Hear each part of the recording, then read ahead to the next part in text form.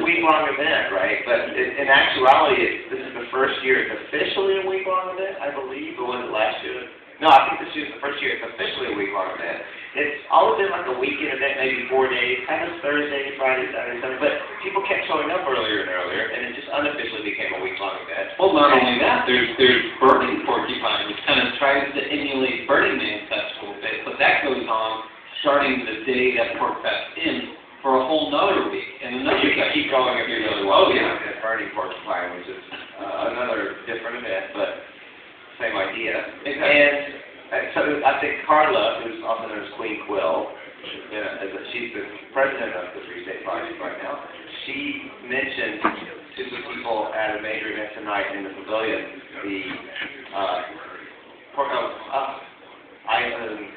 what was it? What's the name of the event? All I did was to be the MC to introduce people at the beginning of the thing, and I didn't get the name right. Yeah, Soapbox Island. She mentioned, did people want to make Pork Fest keep it officially a week, or just make it officially a weekend? And people started shouting, 2 weeks! 2 weeks! If they can take that kind of vacation time. I don't know. Well, yeah. It used to be. So we have Cal with us. And Cal, this is your first Pork Fest? Yes, it is. My first Pork Fest came here Thursday night. We were talking in the morning. Except there was a fire down here by the wall. It's like, oh my God, there's people still leaving. And it's a great introduction to Pork Fest. A lot of friendly people. We all kind of agree with the same non-aggression principle. So it's like, this is it. This is kind of what I want for, like, not just here, but like all over the world, right? In my own community in Richmond, right? Non-aggression principle, right? Value, right? So yeah, I'm loving it here. Next year I'm going to bring, I have a bet, 500 anarchists from Richmond.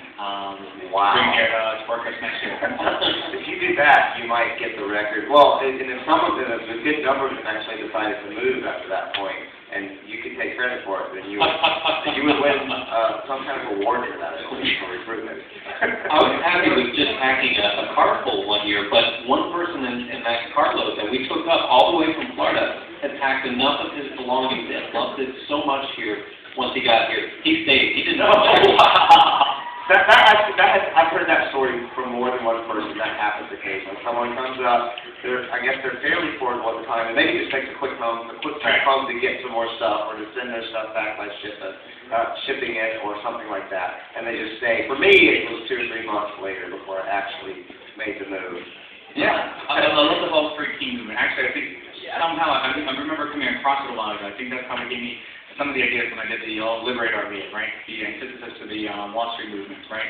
Wall Street movement came to Richmond, Virginia, occupy RVA, so to liberate RVA, right? To occupy our communities from the idea that violence is always free and all violence, right? The hidden violence behind voting, that violence for spanking children, all of it, no exceptions. I'm with you there. Yeah, I think a big part of that fact, we're going to have one of our regular co-hosts on shortly, Stephanie from Pork Therapy, PORCtherapy.com.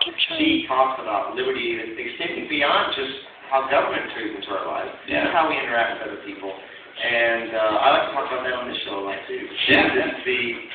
What kind of the intersocial aspect. Exactly. And there's a fantastic community up here that I can't even begin to describe. I mean, the amount of help that you can receive.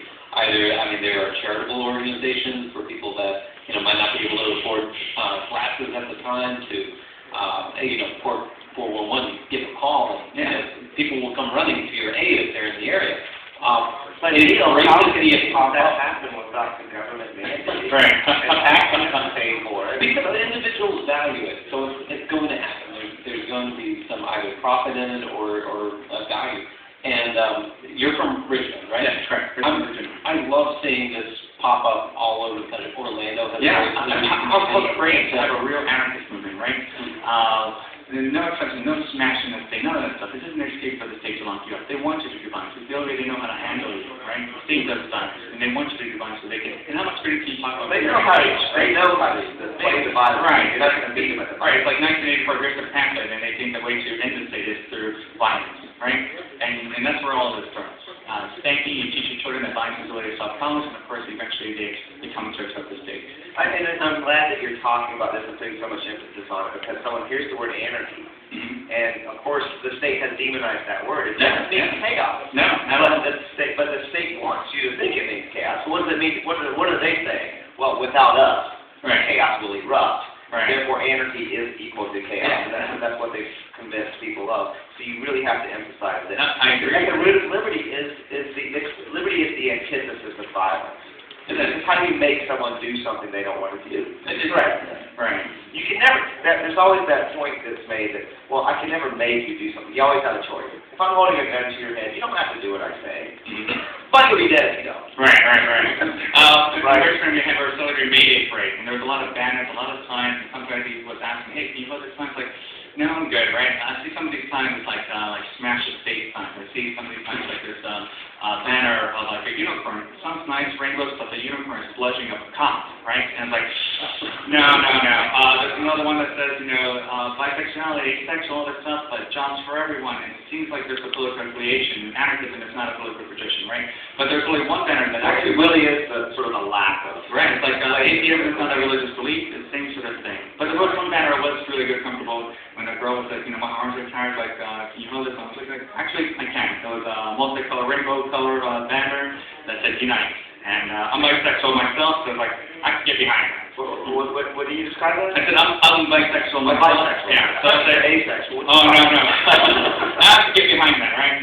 But for me, it kind of like goes more than just labels, personally. I mean, I would like a person for their phenotype, for their personality, or for their style, but I'll only love a person for their virtues, right? The integrity of their virtues, more for quality than superficiality sort of thing.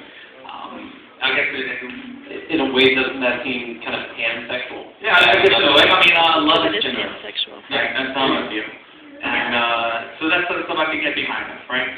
You look at today, you see the values being pushed forward, and it never goes back. It's the first transgender woman on, Miss Universe pageant or something like that. Right. We already covered that story. Yeah, Donald Trump. Right, like, let her go, right? And it's never been done before. Finally, businesses are actually taking on virtues. You have startups. Oh, they're leading the way of government. They're always ahead of government.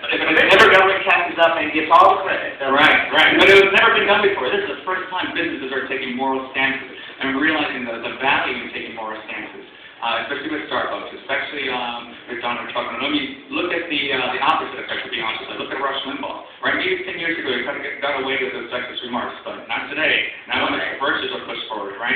And then in the same way, eventually you make that more aligned. I can no longer be friends with someone who's a statist, and I can't be with someone who's a racist, with someone who's homophobic, someone who's a sexist, right? You make that moral stance. You make that division.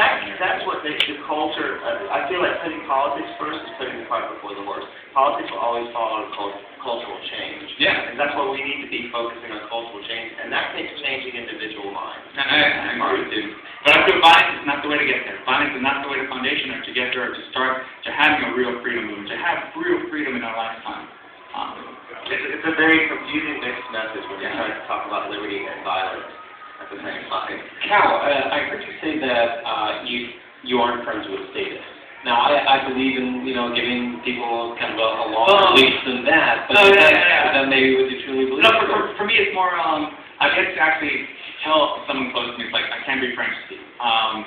Because actually I've converted, I won't use that word, spreading freedom. They've become activists now. In the past month and a half since I started Liberate RVA, there's 15 anarchists in Richmond, Virginia already. That fast. Where do you find them coming out of the woodwork? I started this at VCU. I just had a sign between my finalists, had a sign that says, ask me how voting is immoral. So you can control to do this for the control. Well, you just ask them 3 simple questions, and it's something everyone can agree with, right? I used to do use all these examples that we know, use all this libertarian knowledge that we know, like free markets, volunteers, non-aggressive. It's like, well, you can't see the matrix. Why can't they get there? Why is it taking so long? And it's like, there has to be a shortcut. And I realized it's kind of like a sport, like boxing, right? Nothing below the belt, no ear biting Mike Tyson sort of thing. And so 3 questions to set up, and it's happening. I got it. We'll be right back. This is Flaming Freedom and Focus. Thanks for joining us, Cal. Thank you.